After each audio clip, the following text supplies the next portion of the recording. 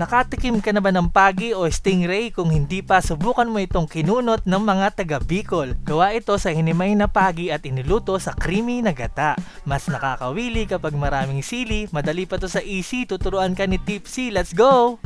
Yo! Welcome sa Pimp Your Food. At ito nga, nakatsyempo ako ng pagi sa palengke. Matagal-tagal na rin akong hindi nakakatikim nito, kaya lulutuin ko yan ngayon. Syempre, masarap yan kapag ginagataan tapos maanghang.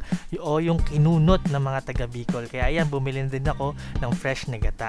Una natin gagawin, ipi-pre-cook muna natin itong pagi o papakuluan yan para madali nating mahimay, matanggal yung tinik at matanggal yung balat. At syempre, papakuluan natin to sa suka na may tubig tapos merong asin at luya. Ayan, makakatulong yan para mabawasan yung lansa nitong pagi kasi malansa ang pagi.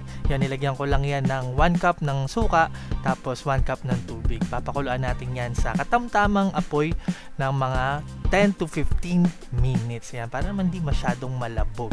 Okay? After nun, pwede na natin yan hanguin tapos papalamigin natin yung tipong pwede nyo nang hawakan kasi nga, ulitin ko, himay natin yan. Tatanggalin yung tinik at yung balat. Tinanggal ko na rin yung balat kasi parang dun ko na ano yung lansa ng pagi, masyadong malansa kaya inalis ko na.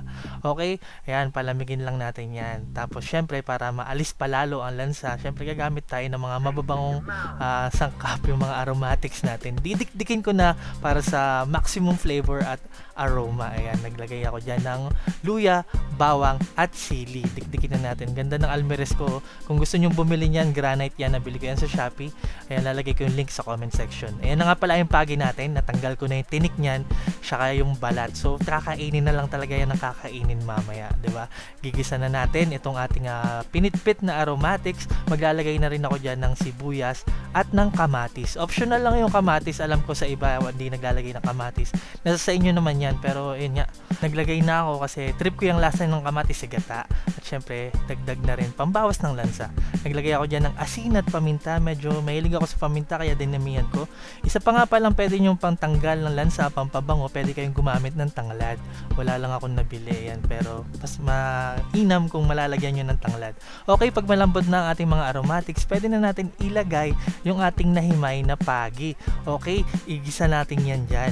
Tapos, isasangkot siya natin ng kahit mga 3 to 5 minutes nang may takip para talaga, di ba, yung aromatics, yung bango ng aromatics natin at lasa, talagang ma-infuse natin sa ating pagi at mawawala na talaga ang lansa niyan. Promise sa part na yan. Okay, tapos pwede na natin ilagay yung pangalawang piga ng gata. Yan, 1 cup siguro yan. Okay, tapos hayaan lang natin yan na mag-simmer.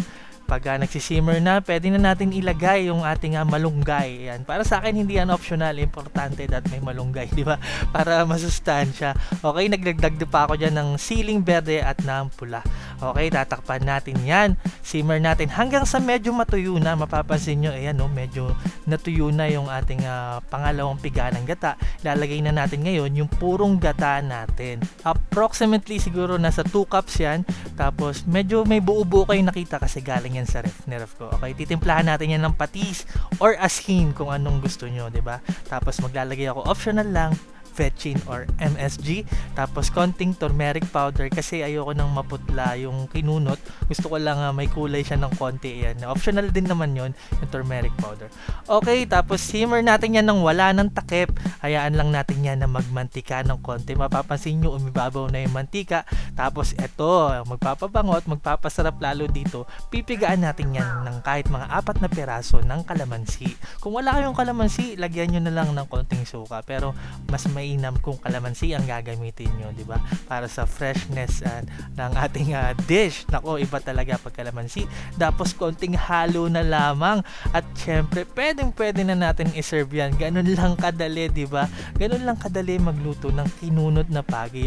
Hindi ko sinasabing ito yung authentic way na pagluluto ng mga taga Bicol, pero ito po ang aking version or rendition ko sa kinunot na pagi. Ayan, pero masarap yan, promise, hindi man authentic pero talagang malasang malasa. Lalo na yan, gusto ko talaga medyo marami yung sabaw, yung gata kasi ang sarap niyan sa kanin. Tapos yan no, sausawan pa ng patis at sili. Grabe. Para sa marami pang recipes, subscribe kayo sa akin sa YouTube, Tipsy Goes Random. Tapos sa Facebook naman, ang aking page ay Pimp Your Food at syempre sa TikTok, Kev_Andrade. Maraming salamat sa palagi niyong panunood, pagtangkilik, pagsuporta, pagsubaybay. Ako po si Tipsy D. God bless sa inyong lahat. Peace!